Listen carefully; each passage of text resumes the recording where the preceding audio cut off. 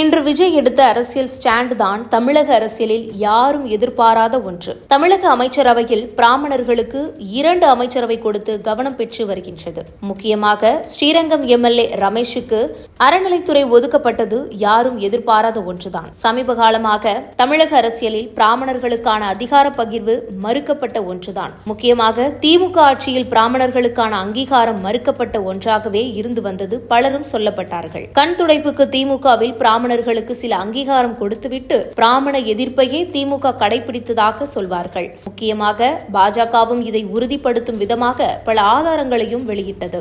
முக்கியமாக இந்து சமய அறநிலைத்துறை கடந்த கால ஆட்சியில் எந்த அளவுக்கு ஆனது என்பது ஊரறிந்த விஷயம். இப்பொழுது தாவேகாவில் இருக்கும் ஸ்ரீரங்கம் எம்எல்ஏ ரமேஷ் அறநிலைத்துறை அமைச்சராக பொறுப்பேற்றது பிராமணர்கள் மத்தியில் பெரும் மகிழ்ச்சியை ஏற்படுத்தியிருக்கின்றது. சரியான நேரத்தில் சரியான முடிவை முதல்வர் எடுத்துள்ளார் என்றே தெரிகின்றது. ஸ்ரீரங்கம் கோவில் சரியான நிலையில் செயல்படவில்லை என்றே சொல்லப்படுகின்றது. முக்கியமாக கோவிலின் சுகாதாரம் கடுமையாக பாதிக்கப்பட்டு உள்ளதாகவும் ஸ்ரீரங்கம் மக்கள் சொல்கின்றனர். அதை கண்டிப்பாக அமைச்சர் ரமேஷ் சரி செய்வார் என்று அந்த பகுதி மக்கள் நம்பிக்கை தெரிவிக்கின்றனர். முக்கியமாக கோவில் சொத்துக்கள் மீட்கப்பட வேண்டும் என்பதுதான் தமிழக இந்து மக்களின் எண்ணங்களாக உள்ளது. இதை தாண்டி உணவு மற்றும் உணவுப் பொருள் வழங்கல் துறை அமைச்சராக திரு பி வெங்கடரமணி இருப்பது இங்கு மேலும் கவனம் பெறும் ஒன்றாகவே மாறியுள்ளது.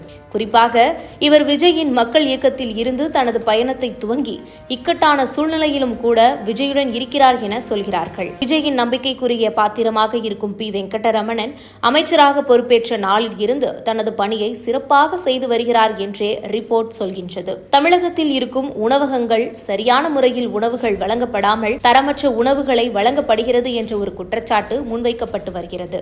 இதுபோன்ற விஷயங்களை அமைச்சர் பி வெங்கடரமணன் சரி செய்ய வேண்டும் என்பதே பலரின் எண்ணமாகவும் இருக்கின்றது. பிராமண சமுதாயத்தை உயர்த்தி பிடித்து விஜய் பிராமணர்களுக்கு தனது அமைச்சரவையில் முக்கிய துறைகளை வழங்கி இருப்பதுதான் கவனத்தை பெற்றுள்ளது. அதை தாண்டி உண்மையான சமூக நீதி என்பது இதுதான் என மற்ற கட்சியினரும் முதல்வரை பாராட்டி வருகின்றனர். பிராமண எதிர்ப்பை வைத்து காய்களை நகர்த்திய திமுகவிற்கு முதல்வரின் இந்த செயல் மிகப்பெரிய ஷாக்கை கொடுத்து உள்ளதாக அறிவாலய வட்டாரம் சொல்கின்றது.